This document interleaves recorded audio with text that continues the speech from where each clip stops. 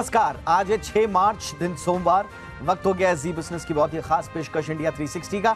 मैं हूं दीपक डोभाल। करेंगे दिन भर की तमाम अहम खबरों का 360 डिग्री एनालिसिस। लेकिन सबसे पहले वो खबरें जो बनी हैं आज की हेडलाइंस।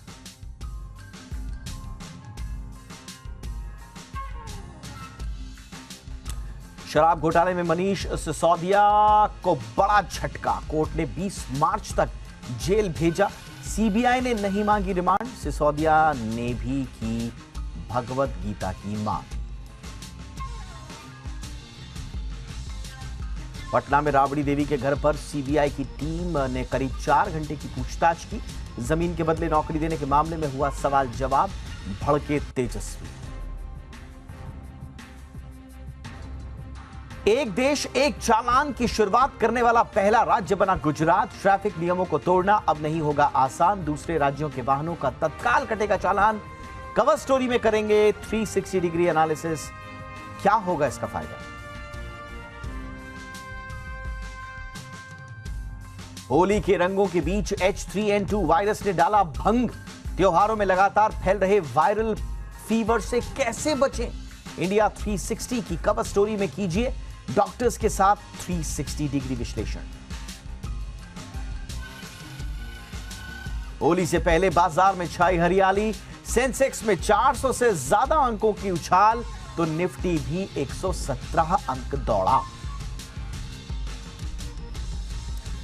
डिस्काउंट पर सॉवरेन गोल्ड बॉन्ड में निवेश का शानदार मौका। 10 मार्च तक निवेशक लगा सकते हैं पैसा। 1 ग्राम सोने की कीमत 5,611 रुपए।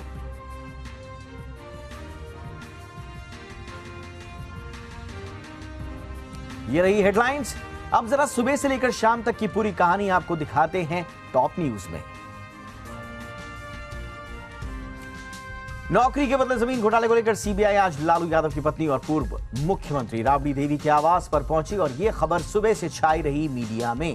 करीब 4 घंटे तक सीबीआई के अफसर आवास पर रहे। इसके बाद राबड़ी देवी विधान परिषद की कार्रवाई में शामिल होने पहुंची। छोटे बेटे और डिप्टी सीएम तेजस्वी यादव आए और उन्हें ले गए। सीबीआई की पूछताछ के सवाल पर राबड़ी देवी ने कहा कि कुछ नहीं हुआ है, ये सब चलते रहता है। लैंड फॉर जॉब स्कैम में सीबीआई की चार्जशीट पर कोर्ट ने समन जारी किया है। सीबीआई ने चार्जशीट में लालू प्रसाद के अलावा राबड़ी देवी और 14 अन्य को आरोपी बनाया है। 15 मार्च को कोर्ट में राबड़ी, लालू और मीसा को पेश होने के आदेश दिए गए। आम आदमी पार्टी नेता और दिल्ली के पूर्व उप मुख्यमंत्री मनीष सिसोदिया की होली अब तिहाड़ जेल में मनेगी।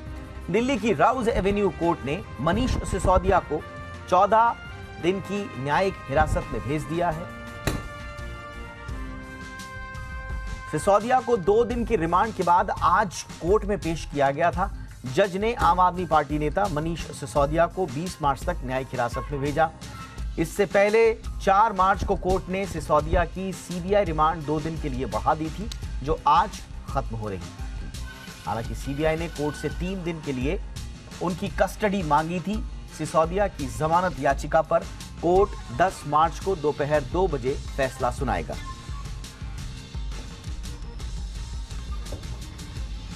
दिल्ली बीजेपी ने मुख्यमंत्री अरविंद केजरीवाल, मनीष सिसोदिया और पूर्व मंत्री सत्येंद्र जैन के खिलाफ विरोध प्रदर्शन किया। बीजेपी ने भ्रष्टाचार के मामले में आम आदमी पार्टी के नेताओं पर जमकर निशाना साधा और दिल्ली के सभी विधानसभा क्षेत्रों में होलिका दहन कार्यक्रम का आयोजन किया।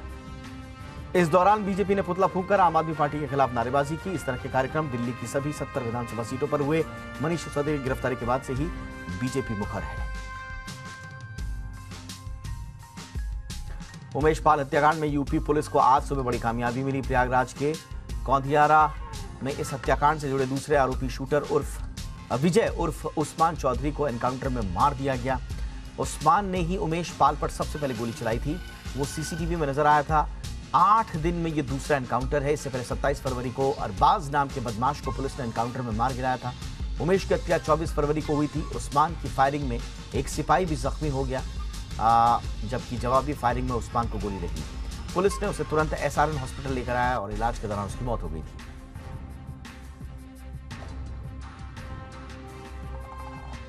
उमेश पाल हत्याकांड में पुलिस कार्रवाई के बाद उमेश की मां ने सीएम योगी और प्रयागराज पुलिस की सराहना की। यूपी के deputy CM Keshav Prasad Maurya encounter पर पुलिस की सराहना करते हुए नजर आए और उन्होंने कहा कि अगर अपराधी देश की सीमा से बाहर भी जाएंगे तो खोज कर कार्रवाई की जाएगी। इस बीच अतीक की बहन ने इस पूरे मामले पर बयान देते हुए कहा कि उनके भाई का कभी भी एनकाउंटर हो सकता है। अतीक की बहन ने आरोप लगाया कि उन लोगों को टॉर्चर किया जा रहा है। अतीक की बहन ने अखिलेश यादव पर आरोप लगाते हुए कहा कि उन्होंने योगी जी को उकसाया। अतीक की बहन ने अपने दोनों भाइयों की रक्षा की मांग की। कांग्रेस नेता राहुल गांधी की लंदन यात्रा पर विवाद खत्म होता नजर नहीं आ रहा है। लंदन के कैम्ब्रिज यूनिवर्सिटी में राहुल गांधी के दिए बयान पर केंद्रीय मंत्री अनुराग ठाकुर ने निशाना साधा है। अनुराग ठाकुर ने राहुल गांधी को विवादों की आंधी बताया। अनुराग ने कहा कि विदेशी दोस्त, विदेशी एजेंसी या फिर विदेशी चैनल हो, ये किसी का भी दुरुपयोग करके राहुल भारत को बदनाम करने का कोई मौका नहीं छोड़ते। केंद्रीय कानून मंत्री किरण रिजिजू ने कहा कि सरकार 65 अप्रचलित कानूनों को खत्म करने के लिए संसद में बिल पेश करेगी। आपको बताएं कि जिन कानूनों को खत्म किया जाएगा उनकी जगह या तो नए कानून आ गए हैं या फिर वो अब इस्तेमाल में नहीं है। संसद सत्र 13 मार्च से शुरू होने जा रहा है। गोवा में 23वीं कॉमनवेल्थ लॉ कॉन्फ्रेंस को संबोधित करते हुए कानून मंत्री ने जानकारी दी। प्रधानमंत्री नरेंद्र मोदी ने हेल्थ एंड मेडिकल रिसर्च पर आयोजित वेबिनार को संबोधित किया। इस दौरान उन्होंने कहा कि आयुष्मान भारत के जरिए क्रिटिकल हेल्थ इंफ्रा को छोटे शहरों और कस्बों तक ले जाया जा रहा है। उन्होंने कहा कि छोटे शहरों में नए अस्पताल तो बन ही रहे हैं, हेल्थ सेक्टर से जुड़ा एक पूरा इकोसिस्टम भी विकसित हो रहा है। प्रधानमंत्री ने कहा कि देश में अच्छे और आधुनिक हेल्थ इंफ्रा का होना बहुत जरूरी है। आज देश में 1.5 lakh health and wellness centre तैयार हो रहे हैं। इन सेंटर्स में डायबिटीज, कैंसर और हार्ट से जुड़े गंभीर बीमारियों की स्क्रीनिंग सुविधा है। बीजेपी के वरिष्ठ नेता और कर्नाटक के पूर्व सीएम येदियुरप्पा के हेलीकॉप्टर लैंडिंग वाली जगह पर लापरवाही का मामला सामने आया। इससे एक बड़ा हादसा भी हो सकता था। कर्नाटक के कुलबुर्गी में येदियुरप्पा के चॉपर की लैंडिंग की व्यवस्था की गई थी। लैंडिंग की जगह एक फार्म हाउस था। चॉपर के रोटर के दबाव में कपड़े और प्लास्टिक की थैलियां उड़ने लगे। ऐसे में हेलीकॉप्टर की लैंडिंग टाली गई। लैंडिंग की जगह की साफ सफाई के बाद हेलीकॉप्टर लैंड हुआ। इससे पहले लैंडिंग के वक्त हेलीकॉप्टर आसमान में हिचकोले खाता नजर आया। ऐसा लगा कि हेलीकॉप्टर किसी हादसे का शिकार हो सकता है। माणिक साहा को फिर से त्रिपुरा का मुख्यमंत्री चुन लिया गया है। आज भारतीय जनता पार्टी के विधायक दल की बैठक में उन्हें विधायक दल का नेता चुन लिया गया। शपथ ग्रहण समारोह 8 मार्च को होना है। बीजेपी ने 60 सदस्यीय विधानसभा में 32 सीटें जीतकर स्पष्ट बहुमत हासिल किया है, जबकि उसके सहयोगी दल indigenous peoples front of Tripura ने 1 सीट पर जीत हासिल की। साहा ने शपथ ग्रहण समारोह में केंद्रीय गृह मंत्री अमित शाह और पार्टी के राष्ट्रीय अध्यक्ष जेपी नड्डा शामिल होंगे। प्रधानमंत्री नरेंद्र मोदी भी शपथ ग्रहण समारोह में शामिल होने की संभावना है।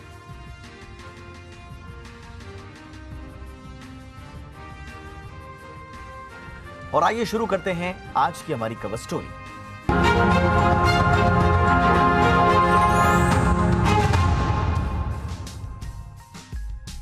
गुजरात देश का पहला ऐसा राज्य बन गया है जिसने एक देश एक चालान का कॉन्सेप्ट शुरू किया है। इस नए कॉन्सेप्ट की चर्चा पूरे देश में चल रही है। इस नए नियम के बाद अब गुजरात में आने वाले दूसरे राज्यों के वाहन मालिकों को पूरी तरह से ट्रैफिक नियमों का पालन करना होगा। अगर दूसरे राज्यों से आए वाहनों ने ट्रैफिक नियमों का पालन नहीं किया तो उन्हें तुरंत ही ऑनलाइन चालान भेज दिया जाएगा। इस नए कॉन्सेप्ट में ट्रैफिक पुलिस और क्षेत्रीय ट्रांसपोर्ट विभाग यानी कि आरटीओ को एक ही प्लेटफॉर्म पर जोड़ा गया है।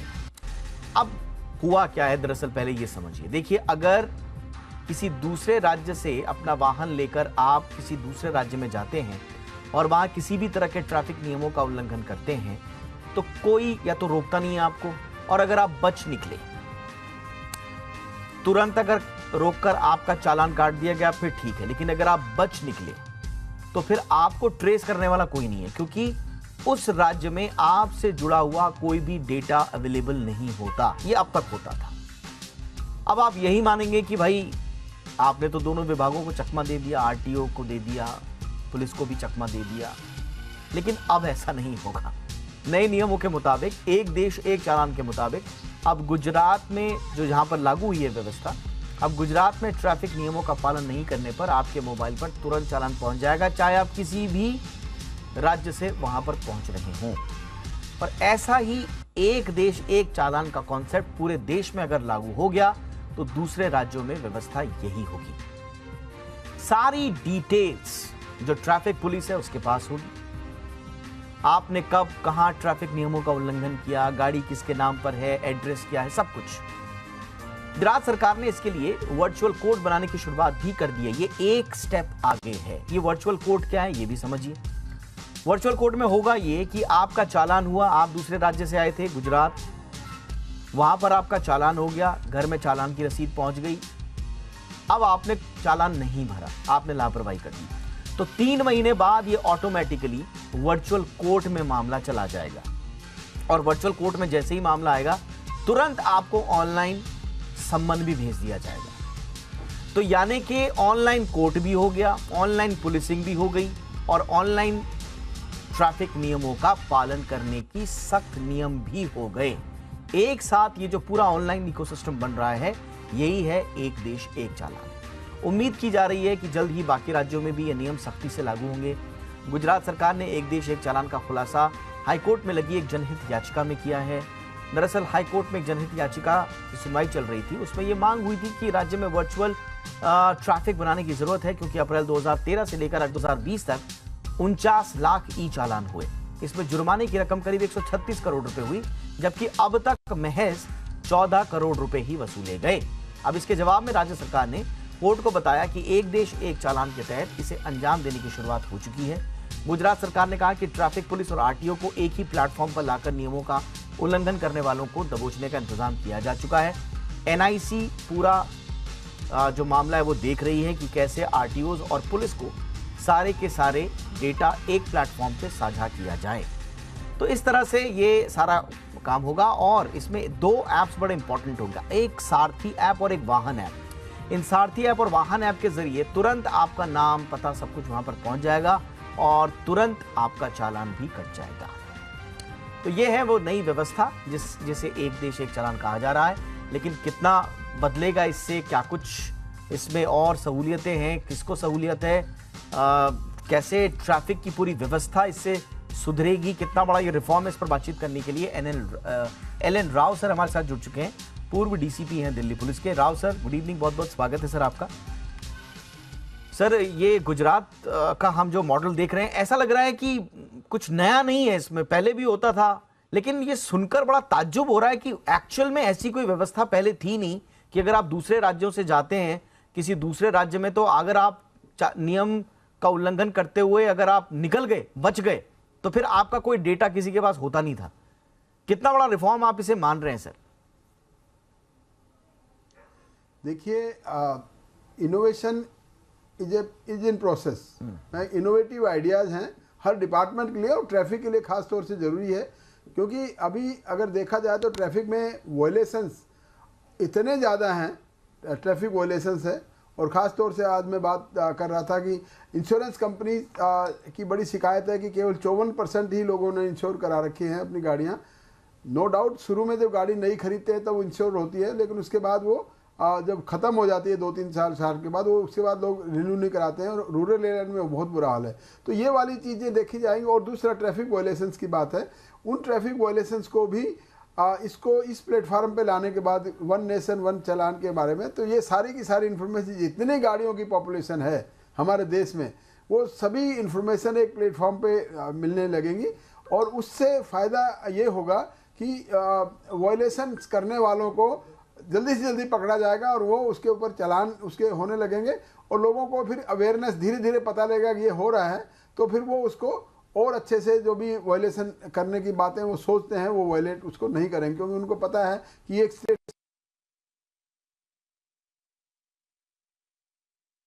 जगह एक जैसी बात हो जाएगी, तो वो ट्रैफिक नियमों का पालन करने लगेंगे और उससे दुर्घटनाएं बचेंगी और उससे और भी कई इसमें फ़ायदे रहेंगे। लेकिन ट्रैफिक के जो वायलेशंस हैं वो एक अकेला जो ट्रैफिक वायलेट कर रहा है उसको ही इफेक्ट नहीं करता, या उससे जो इफेक्टेड आदमी है उसी को नहीं करता, पूरे देश को उसका खामियाजा भुगतना पड़ता है। खासतौर से इंश्योरेंस वाली बात मैं जो बताऊं, तो इंश्योरेंस में अगर किसी ने गाड़ी में इंश्योरेंस नहीं कराया, तो जो आदमी रोड पे यूज़ पे उस गाड़ी को कर रहा है, उससे कोई एक्सीडेंट हो गया तो जो आदमी मर गया उसके लिए दिक्कत आएगी, या फिर उस गाड़ी वाले को अगर वो इंश्योर्ड नहीं है तो उसको पूरा जुर्माना देना पड़ेगा।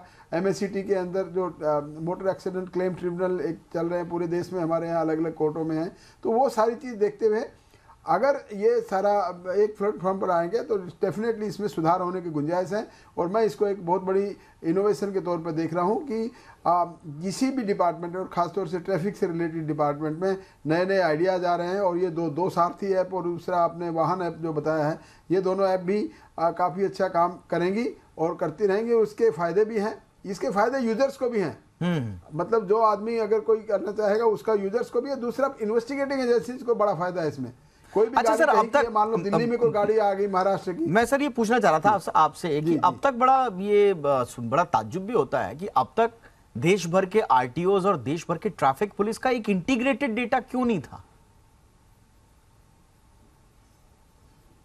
देखिए अब तक जो नहीं था उसकी भूल सुधार मैं नहीं समझता हूँ। कुछ न कुछ कोई कमियां रही होंगी और इसको इंटीग्रेटेड डेटा करने में बड़ा टेडियस जॉब है। मैं ये नहीं कहता हूँ कि ये बड़ा आसान काम है। कितनी गाड़ियां हैं, और मैं अभी भी मैं दिल्ली पुलिस की गाड़ियों की बात, दिल्ली पुलिस के जो ट्रैफिक वायलेशंस की और ट्रैफिक चलान्स की मैं बात करूं तो बहुत से ऐसे ट्रैफिक लाखों की संख्या में पेंडिंग हैं जिनके बारे में गाड़ियों का एड्रेस जो रिकॉर्ड में है वहां पर एड्रेस चालान करके भेज दो, मिलेंगे नहीं। क्यों कि गाड़ियों के एड्रेसेस चेंज होते रहते हैं और विदाउट इन्फॉर्मिंग द अथॉरिटी वो होते रहते हैं। लेकिन अब जो उन्होंने ये बीड़ा उठाया कि सारी की सारी ट्रैफिक जो अथॉरिटीज़ हैं पूरे इंडिया में वो सबको एक प्लेटफॉर्म पे लाके और इंटरकनेक्टेड कर देनी चाहिए। और ये पहले से भी कर सकते थे, करना चाहिए था, लेकिन अब क्योंकि ये समस्या बढ़ती जा रही है, और ये जो इसका एक सॉल्यूशन के तौर पे जी, ये जो वर्चुअल कोर्ट का कॉन्सेप्ट आया है कि 3 महीने तक अगर आपने चालान नहीं दिया ऑटोमेटिकली आपका जो है कोर्ट में शिफ्ट हो जाएगा और कोर्ट से जो है आपके चालान, ये कितना बड़ा रिफॉर्म लग रहा है? क्योंकि इसके बारे में भी काफी चर्चा हो रही है। ई कोर्ट्स का जो कॉन्सेप्ट है वो नॉट ओनली ट्रैफिक है, लेकिन ट्रैफिक को और ज़्यादा इसमें यूज़ कर रहे हैं। ई कोर्ट्स का कॉन्सेप्ट सुप्रीम कोर्ट के माननीय अदालत, सुप्रीम कोर्ट की अदालत से इंस्ट्रक्शंस है कि जितने केसेस कहीं भी चल रहे हैं इंडिया में उन सबको ई कोर्ट के थ्रू की जाए। सारे केस फाइल्स को डिजिटाइज किया जाए, डिजिटल फॉर्म में लाया जाए।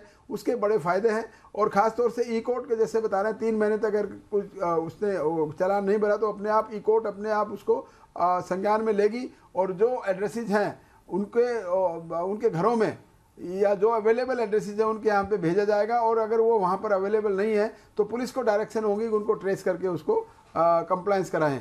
लेकिन अभी भी ये काम शुरू जरूर हुआ है, इससे गुड बिगनिंग, बट इसमें भी अभी बहुत टाइम लगने वाली, मैं समझता हूँ टाइम लगेगा, क्योंकि डाटा इतना ज़्यादा है और इतने ज़्यादा गाड़ियाँ के ऐसे एड्रेसेज हैं। मैंने खुद एज ए ट्रैफिक में जब मैं एसीपी था तब मैं देखा था कि ऐसे कितने चालान लाखों की संख्या पड़े जो कि अभी तक कंप्लायंस नहीं हो रही है। तो ये वन नेशन वन चालान से मैं समझता हूँ कि इसको गाड़ियों को ट्रैक करने में आसानी रहेगी। एक और ट्रैकिंग का एक सिस्टम ही रहेगा कि इंश्योरेंस जहाँ से हो रही है वहाँ से पता लग जाएगा। मान लो चेंज कर रहे हैं, टेलीफोन नंबर से पता लग जाएगा, आधार कार्ड से लिंक कर देंगे तो वहाँ से पता लग जाएगा। तो there are so many ways and means जो पहले ये साधन नहीं थे अभी, लेकिन जब ये सब हम ऑनलाइन प्लेटफॉर्म पे सारी चीज़ें करने जा रहे हैं, ई कोर्ट्स का कॉन्सेप्ट है जो मैं बता रहा हूँ, ये सारी चीज़ें इंप्रूवमेंट की तरफ दिखा रही हैं कि हम किस तरह से आगे बढ़ रहे हैं इसमें करने के लिए। Absolutely sir.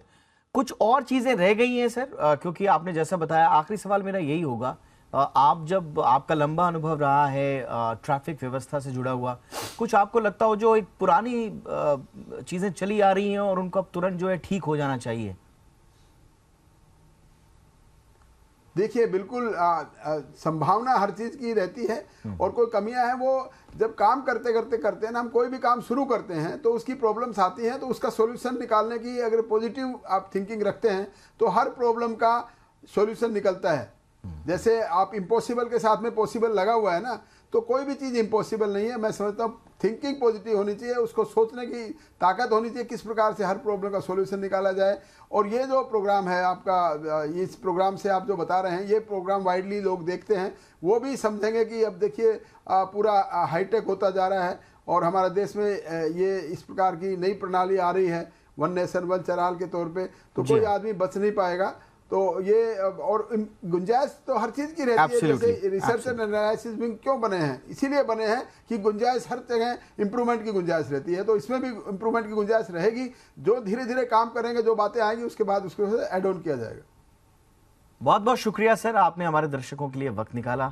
Thank you so much Rao sir आपका। और आइए शुरू करते हैं आज की हमारी दूसरी कवर स्टोरी।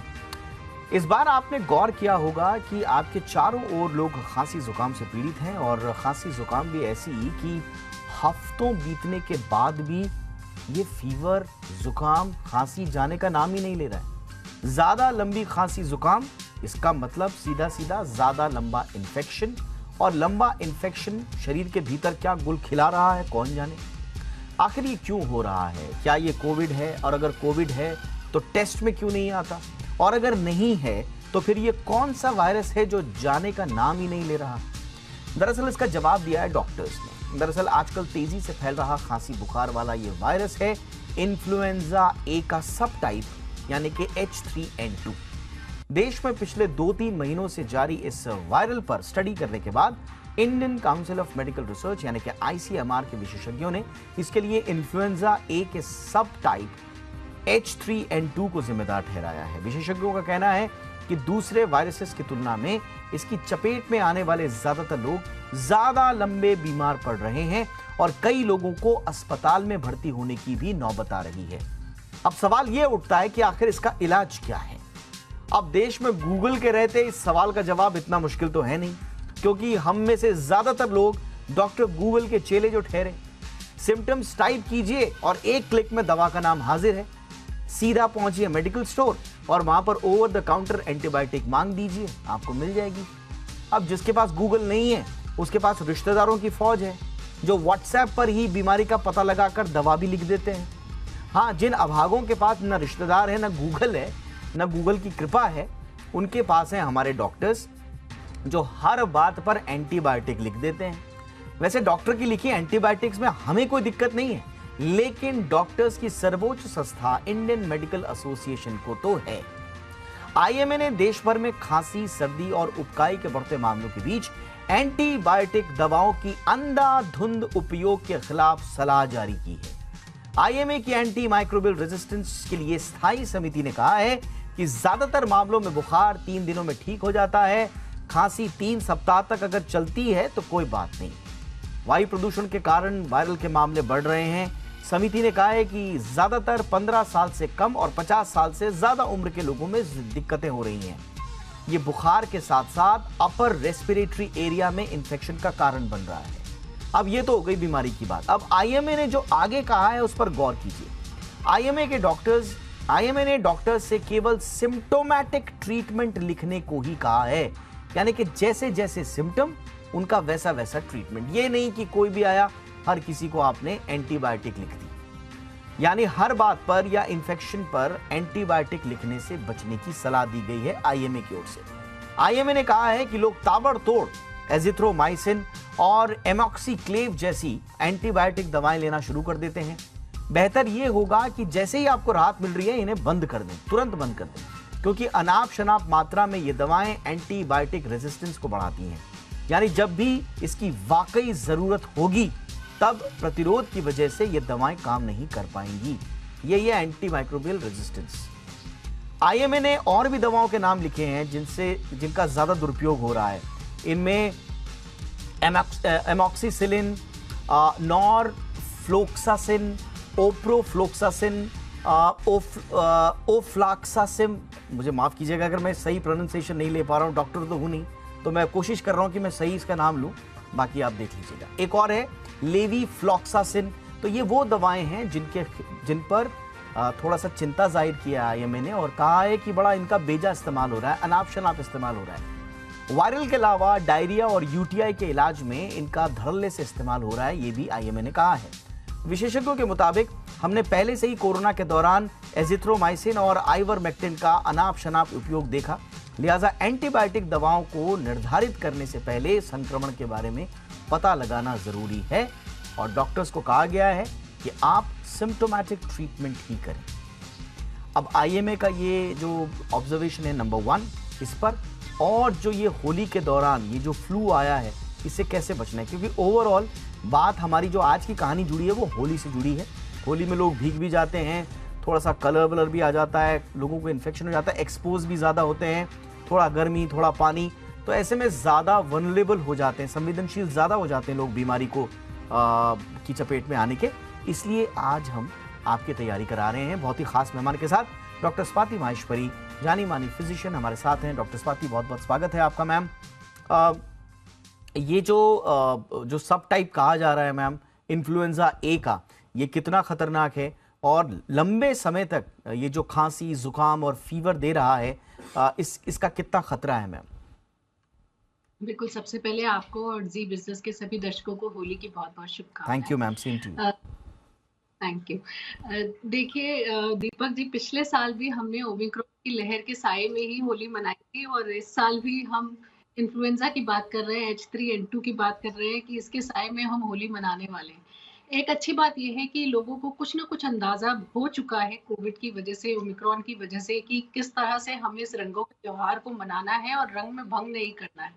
लेकिन फिर भी कुछ ज़रूरी बातें हैं जो दोबारा याद दिलानी भी ज़रूरी है, ताकि जो बच्चे और बड़े बुजुर्ग हैं खास तौर से, उनको हम सुरक्षित कर पाएँ, क्योंकि ये वर्ग जो है ज़्यादा वल्नरेबल रहता है।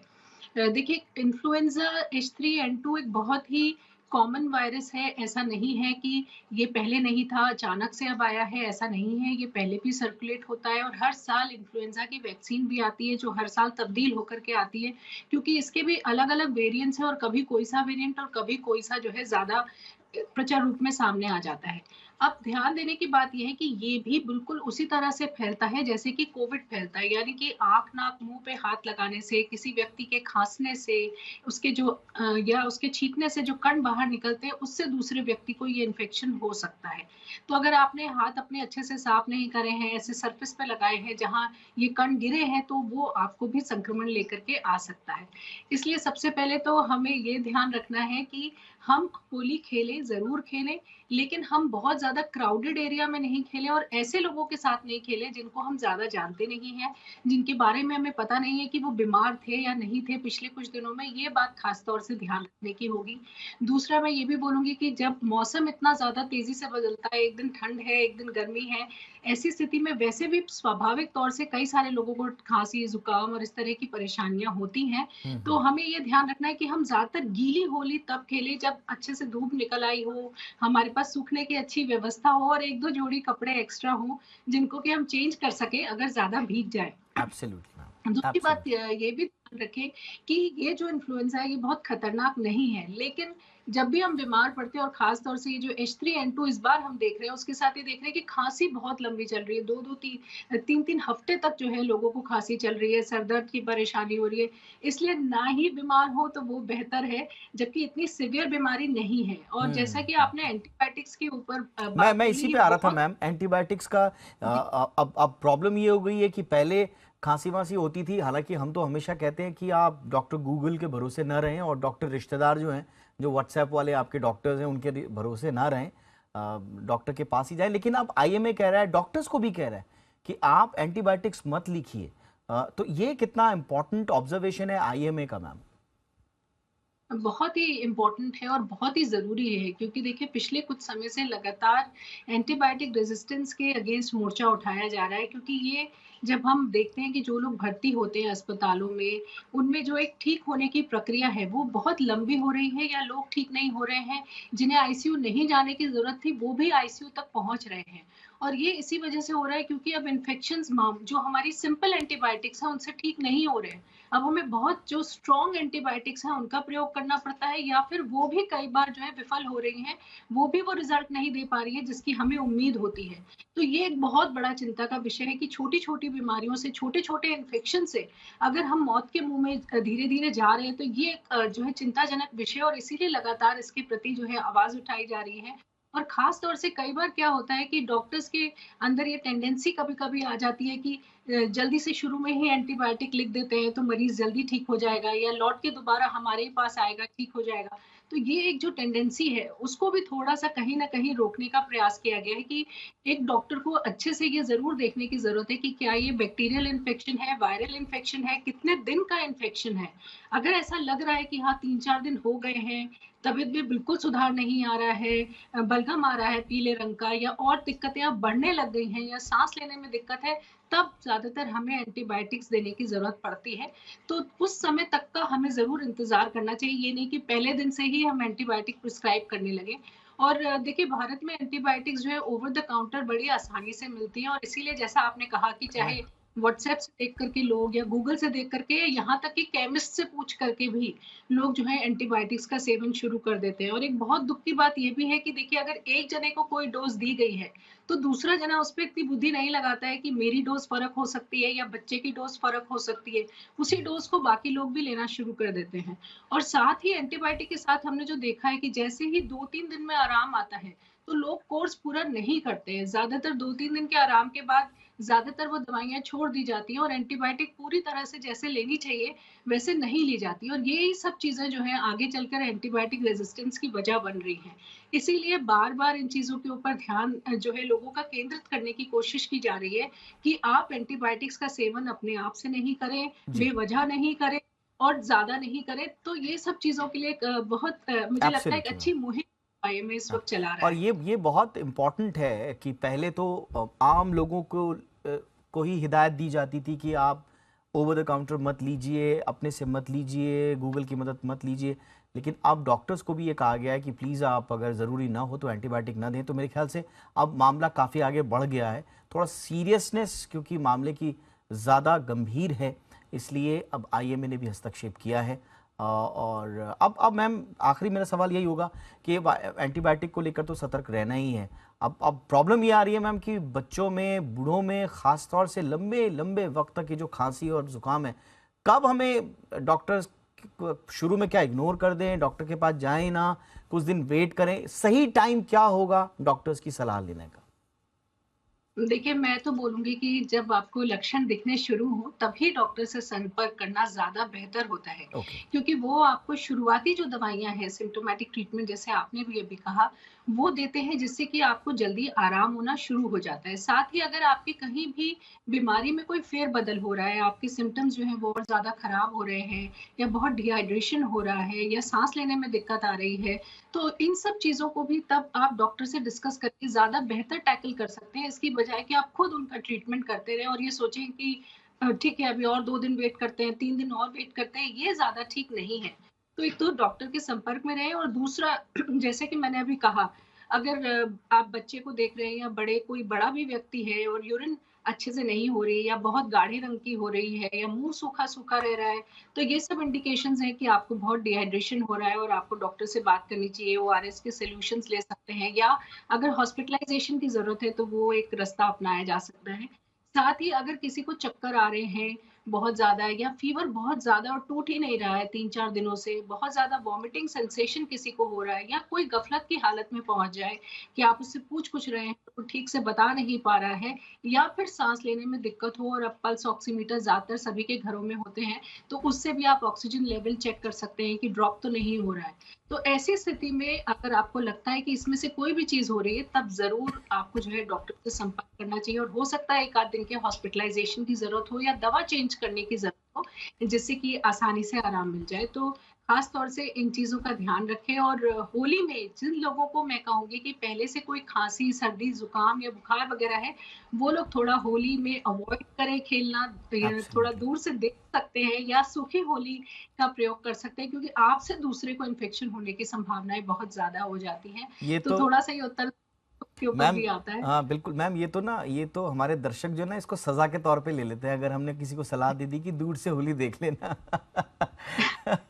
लेकिन ये बहुत इम्पोर्टेंट है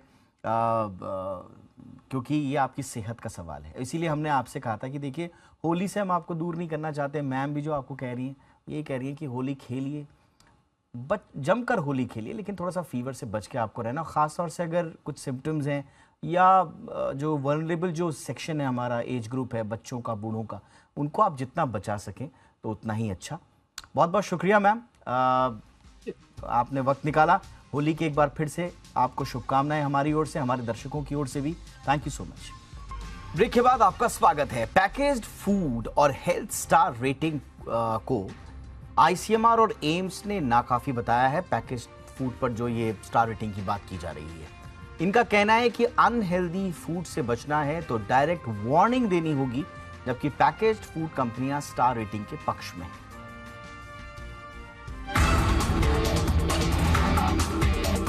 देश में फूड सेफ्टी रेगुलेटर फसाई यानी food safety and standard authority of India packaged food पर हेल्थ स्टार रेटिंग की लेबलिंग को लेकर जहां तैयारी में जुटी है, वहीं आईसीएमआर और एम्स का मानना है कि अनहेल्दी फूड प्रोडक्ट की खपत को रोकने में हेल्थ रेटिंग कारगर साबित नहीं होगी। इसकी बजाय डायरेक्ट वार्निंग लेवल सिस्टम को अपनाया जाना चाहिए। इससे सेहत को खराब करने वाले खाद्य पदार्थों से बचाने में कंज्यूमर्स को मदद मिलेगी। हालांकि आईसीएमआर और एम्स के सुझावों से अलग पैकेज्ड फूड कंपनियां स्टार रेटिंग के पक्ष में खड़ी दिखाई दे रही हैं। आखिर क्यों आईसीएमआर और एम्स स्टार रेटिंग के पक्ष में नहीं है, ये समझना बहुत जरूरी है। दरअसल स्टार रेटिंग से ये नहीं पता चल पाता है कि प्रोडक्ट में नमक, शुगर या फैट तय मानक से अधिक है। स्टार देने का स्कोरिंग सिस्टम भी लोगों की समझ से बाहर होता है।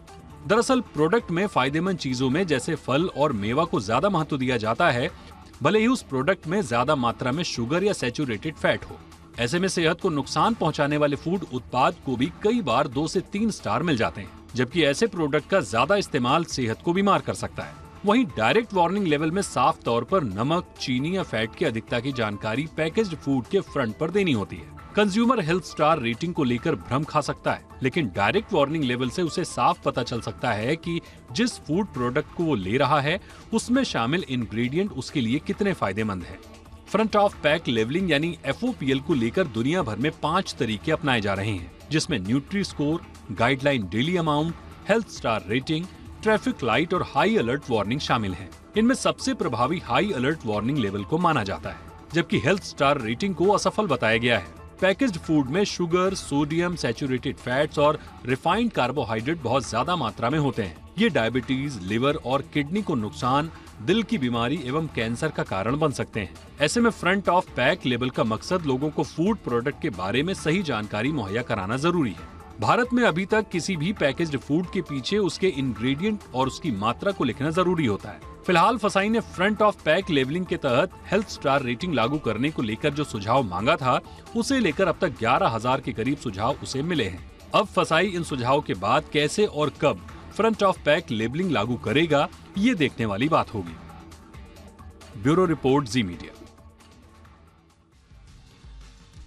रिजर्व बैंक ने हर पेमेंट डिजिटल नाम से मुहिम की शुरुआत की है। इसका मकसद ज्यादा से ज्यादा लोगों को डिजिटल पेमेंट के लिए प्रेरित करना है। रिजर्व बैंक गवर्नर शक्तिकांता दास ने डिजिटल पेमेंट अवेयरनेस वीक की शुरुआत के मौके पर इस मुहिम को लॉन्च किया है। अवेयरनेस वीक की थीम है डिजिटल पेमेंट अपनाओ, औरों को भी सिखाओ। रिजर्व बैंक के रीजनल ऑफिस देश भर में डिजिटल पेमेंट को लेकर जागरूकता फैलाएंगे। युवाओं को खास तौर पर इस अभियान से जोड़ा जाएगा। रिजर्व बैंक डिजिटल पेमेंट को अपनाने के लिए गांवों तक भी पहुंचेंगे। इसके लिए एजेंसीज की मदद ली जाएगी। पेमेंट सिस्टम को चलाने वाली कंपनियां भी 75 गांवों में जाएंगी और यहां जागरूकता के साथ सारा पेमेंट डिजिटल में करने पर जोर दिया जाएगा।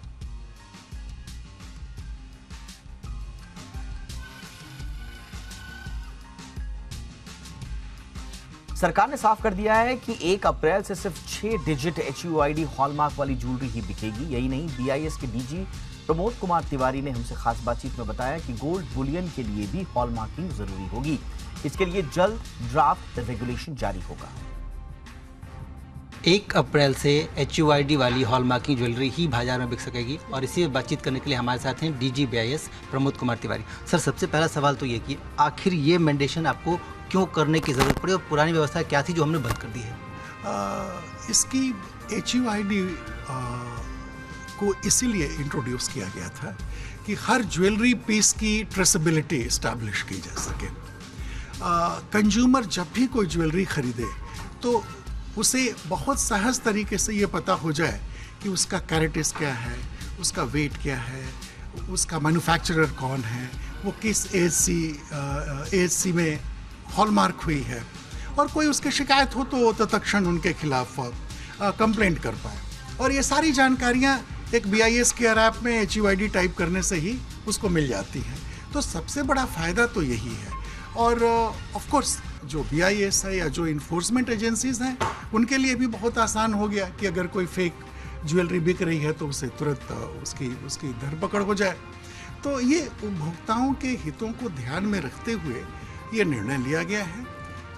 जो पुराना हॉलमार्क था उसको बेचने की अनुमति केवल इसीलिए दी गई थी क्योंकि ज्वेलर्स की एक लेजिटिमेट डिमांड थी कि हमारे पास पुराना स्टॉक पड़ा हुआ है और कोविड के चलते वो डिस्पोज ऑफ नहीं हो पाया, तो हमें पर्याप्त समय मिलना चाहिए। इसलिए लगभग 1.25 वर्ष का समय उन्हें दिया गया, उनसे बातचीत की गई, उनसे कई दौर का कंसल्टेशन हुआ और उसके बाद यह निर्णय लिया गया। आज से सॉवरेन गोल्ड बॉन्ड स्कीम 2022-23 की चौथी सीरीज खुल गई है। इनमें 10 मार्च तक निवेश का मौका है। इस बार सरकार ने सॉवरेन गोल्ड बॉन्ड के लिए 5,611 रुपए प्रति ग्राम का भाव तय किया है। पूरी खबर समझते हैं जी मीडिया संवाददाता नेहा आनंद से। देखिए, सॉवरेन गोल्ड बॉन्ड जो कि इस वित्त वर्ष की आखिरी किस्त है, उसकी शुरुआत हो गई है, उसे इशू कर दिया गया है। 10 मार्च तक आपके पास मौका होगा कि आप इस इशू में पैसे लगा सकें। मैं आपको बता दूं कि इस बार का जो इशू प्राइस है आरबीआई ने वो 5,611 रुपए प्रति ग्राम इशू को तय किया गया है। लेकिन अगर आप इसको ऑनलाइन खरीदते हैं, पेमेंट करते हैं आप यहाँ पर डिजिटल तरीके से, तो आपको 50 रुपए का यहाँ डिस्काउंट मिलेगा। मतलब आपके लिए ये और सस्ता हो जाएगा। 5561 रुपए आपको प्रति ग्राम यहाँ पर खर्च करने होंगे।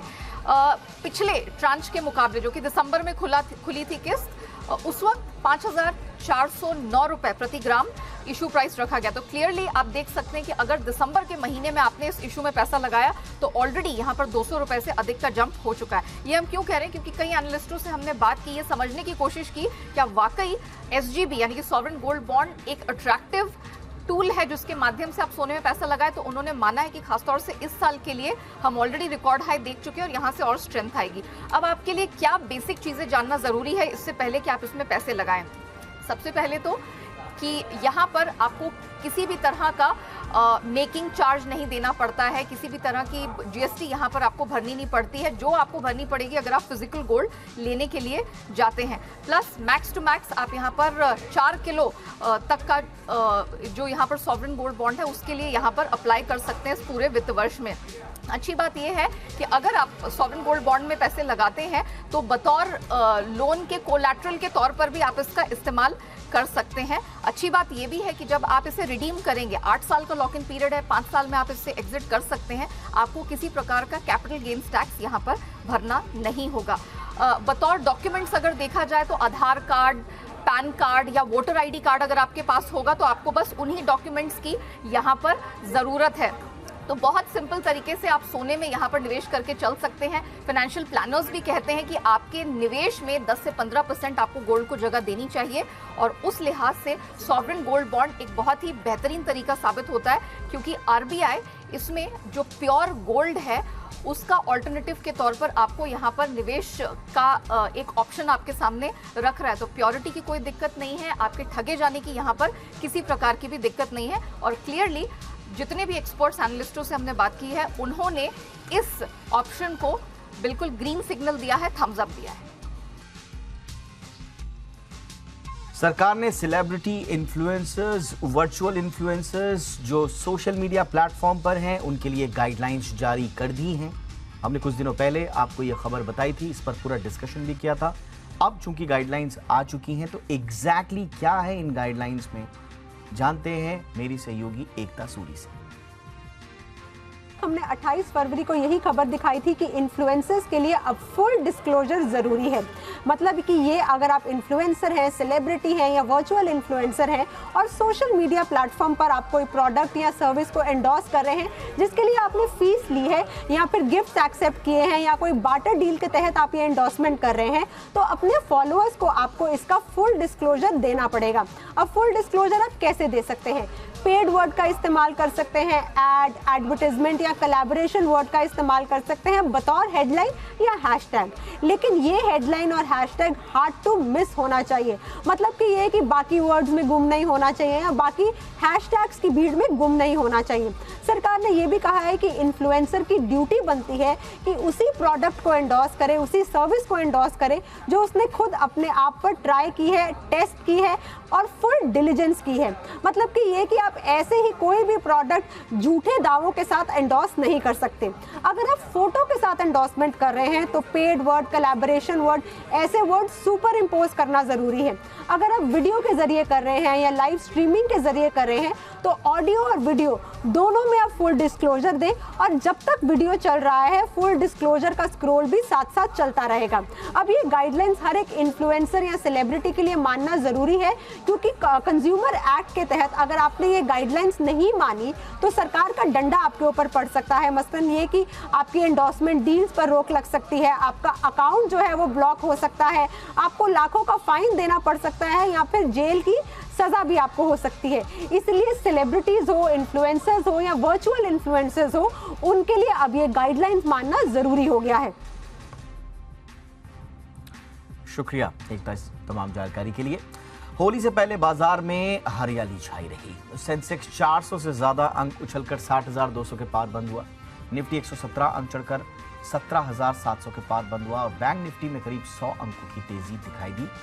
मार्केट में आज कहां सबसे ज्यादा एक्शन देखने को मिला, बताने के लिए हमारे साथ जुड़ रहे हैं आशीष चतुर्वेदी। देखिए, हफ्ते के कारोबारी दिन बाजार में तेजी के साथ शुरुआत हुई। शुक्रवार को हमने देखा था कि ग्लोबल मार्केट्स में भी खासतौर के यूएस मार्केट्स में अच्छी तेजी के साथ क्लोजिंग हुई। इसकी के चलते आप देखिए निफ्टी आज दिन के दौरान 120 अंक उछला, 17,700 के ऊपर क्लोजिंग देखने को मिली। हालांकि निफ्टी बैंक में भी तेजी रही, लेकिन दिन के ऊपरी स्तर से थोड़ा सा दबाव यहां पर आपको देखने को मिला। आइए सबसे पहले देख लेते हैं निफ्टी के बढ़ने वाले स्टॉक्स। तो सबसे पहला नाम आता है टाटा मोटर्स का। 3% की तेजी यहां पर आपको देखने को मिली। ओएनजीसी, एनटीपीसी सिमिलर मूव्स देखने को मिले और पावर ग्रेड में भी देखें तो खबरों के चलते 2.5% का उछाल देखने को मिला। गिरने वाले स्टॉक्स की बात की जाए तो ब्रिटानिया, यहां पर ब्रोकरेज हाउस की तरफ से टारगेट का डाउनग्रेड आया, इसका असर रहा। टाटा स्टील में हल्की गिरावट, जेएसडब्ल्यू स्टील और इंडसइंड मामूली गिरावट के साथ ये दोनों स्टॉक बंद हुए। लेकिन जेएसडब्ल्यू एनर्जी लगातार यहां पर देखिए रिन्यूएबल एनर्जी वाले जो स्टॉक्स हैं यहां पर आपको तेजी देखने को मिल रही है। 13% का बड़ा मूव यहां पर देखने को मिला। एमजीएल अधिग्रहण किया है, पहली बार अधिग्रहण किया है, इसका एक असर रहा। बीएससी लिमिटेड में तेजी देखने को मिली और न्यूजेन केमिकल्स, ये भी स्टॉक जो है काफी दिनों के बाद बड़ा मूव इस स्टॉक ने भी दिया। एप्टेस वैल्यू 20% का सर्किट, जिंदल स्टेनलेस लगातार ऑल टाइम हाई यहां पर देखने को मिल रहे हैं। गॉडफ्रे फिलिप्स और बासफ में भी खरीदारी आपको देखने को मिली। गिरने वालों की बात की जाए तो लगातार पिछले हफ्ते एक तरफा बड़ी तेजी के बाद थोड़ा सा सुस्ताया है मैक्रोटेक डेवलपर्स, करीब 4.5-5% की गिरावट देखने को मिली। और सिमिलर केस है इक्विटास स्मॉल फाइनेंस बैंक में, जहां पर भी आपको करीब 4% का कट नजर आया। टीटी के प्रेस्टीज और यूको बैंक 3% की मामूली गिरावट के साथ बंद हुए। विदेशी निवेशकों को इस वक्त कौन से सेक्टर्स पसंद आ रहे हैं और उन्होंने अपने पैसे कहां लगाए हैं, बताने के लिए हमारे साथ हैं वरुण दुबे। देखिए, वैसे तो पिछले कुछ समय में आपने देखा है कि जो विदेशी निवेशक है वो भारतीय बाजारों पे ज़्यादा बुलिश नहीं है, लेकिन जो भी पैसा वो लगा रहे हैं भारतीय बाजारों में, खासकर उन सेक्टर्स पे लगा रहे हैं जहाँ पे सरकार का केपेक्स लगातार बढ़ते जा रहा है, जो सेक्टर काफ़ी बीटन डाउन है, और साथ ही साथ सर्विस सेक्टर, ये उनको ज़्यादा पसंद है, क्योंकि जो भी पैसा उन्होंने फरवरी में लगाया है उसमें से 80% पैसा जो है वो दरअसल capital goods, services, IT, health care जैसे सेक्टर जो है उसमें आया है। फरवरी में हमने देखा था कि निफ्टी के रिटर्न्स तो नेगेटिव थे, लेकिन कैपिटल गुड्स सेक्टर यहाँ करीब 1.5 से 2% के आसपास की तेज़ी देखने मिली। उसका बड़ा कारण एफपीआईज़ का पैसा ही था। आप देखिए, फरवरी के महीने में कैपिटल गुड्स सेक्टर में करीब 2664 करोड़ के आसपास का निवेश जो है एफपीआईज़ ने इस सेक्टर में किया है। इनफैक्ट ये सेक्टर जो है वो एफपीआईज़ को लगातार पसंद आ रहा है। दिसंबर में भी अगर आप देखते तो 2150 करोड़ के आसपास का निवेश किया था। इसके पहले भी लगातार इस सेक्टर पे एफपीआईज़ अपना पैसा जो है वो लगाते जा रहे हैं। अगला सेक्टर है सर्विस सेक्टर। यहाँ अगर आप देखेंगे तो उन्होंने करीब 1963 करोड़ के आसपास की खरीदारी की है। आईटी में 1070 करोड़ के आसपास की खरीदारी की है। आपको याद होगा आईटी सेक्टर की लगातार पिटाई हो रही थी, लेकिन यहाँ पे विदेशी निवेशकों ने मौके ढूंढे इस गिरावट में और अच्छी खासी खरीदारी की है। हेल्थ केयर सेक्टर का भी यही हाल था, यहाँ 931 करोड़ की खरीदारी हुई है। ऑटोमोबाइल और ऑटो एंसिलरी सेक्टर अगर आप देखेंगे तो 895 करोड़ के आसपास की खरीदारी जो है इस सेक्टर में भी विदेशी निवेशकों ने की है। जिन सेक्टर में बिकवाली की है उसमें टेक्सटाइल, कंज्यूमर ड्यूरेबल्स, मेटल्स और mining, power, oil and gas क्षेत्र है। और खासकर ऑयल एंड गैस क्षेत्र अगर आप देखेंगे तो सबसे ज़्यादा बिकवाली यहाँ हुई है। फरवरी के महीने में करीब 4,970 करोड़ के आसपास की बिकवाली, और लगातार मंथ ऑन मंथ देखेंगे तो बिकवाली जो है इस सेक्टर में एफपीआईज़ की बढ़ते ही जा रही है। तो कुछ सेक्टर है जहाँ पे इन्होंने बिकवाली ज़रूर की है, लेकिन कुछ सेक्टर्स में खरीदारी की है और खासकर ये मौके वहाँ तलाश रहे हैं जहाँ पे ग्रोथ अच्छी है, सरकार का कैपिटल एक्सपेंडिचर जो है इस सेक्टर में आने वाला है, यानी कि कैपिटल गुड सेक्टर, और साथ ही साथ जो बीटन डाउन सेक्टर थे यानी कि IT और हेल्थ केयर जैसे सेक्टर्स, वहाँ पे इन्होंने काफ़ी हद तक अपना पैसा लगाया है। देश भर में होली का खुमार चढ़ा हुआ है। उज्जैन के महाकाल मंदिर में 40 क्विंटल फूलों से होली खेली गई। वहीं कल बाबा महाकाल के दरबार में हर्बल गुलाल से होली खेली जाएगी। उज्जैन के प्रसिद्ध महाकाल मंदिर में श्रद्धालुओं ने भस्म आरती के वक्त फूलों की होली खेली। महाकाल मंदिर के पुजारी भगवान महाकाल के साथ 40 क्विंटल फूलों से होली खेलते नजर आए। होली से पहले सुबह सुबह महाकाल मंदिर को सजाया गया, उसके बाद महाकाल की पूजा की गई और फिर श्रद्धालु और पुजारी फूलों से होली खेलते नजर आए। हर साल कलर और फूल बढ़ाते हैं और सारी दुनिया के अपने लोग देखते हैं और मजा लेने के लिए आते हैं होली के लिए, और बहुत आनंद आता है यहाँ पर। फूलों की होली के बाद शाम को महाकाल को फूलों से बना रंग अर्पित किया जाएगा और उसके बाद मंदिर परिसर में ही होलिका दहन किया जाएगा। इसके बाद मंदिर में फूलों से रंग बनाए जाएंगे और कल बाबा महाकाल के दरबार में हर्बल गुलाल से होली खेली जाएगी। 40 कुंटल फूलों की होली मनाई गई है। भगवान महाकालेश्वर के यहाँ फाग महोत्सव चालू हुआ है। भगवान महाकालेश्वर विश्व कल्याण निमित्तार्थम भगवान के यहाँ फूलों की होली बनाई। कल रंगों की होली होगी। तो इसी के साथ इंडिया 360 में आज बस इतना ही। हैशटैग याद रखिए, #ZIndia360। कोई राय, कोई सुझाव हो तो जरूर भेजिएगा। हमारे तमाम दर्शकों को होली की बहुत बहुत शुभकामनाएं। जम के होली खेलिए, लेकिन सेफ रहिए। बहुत बहुत शुक्रिया। नमस्कार।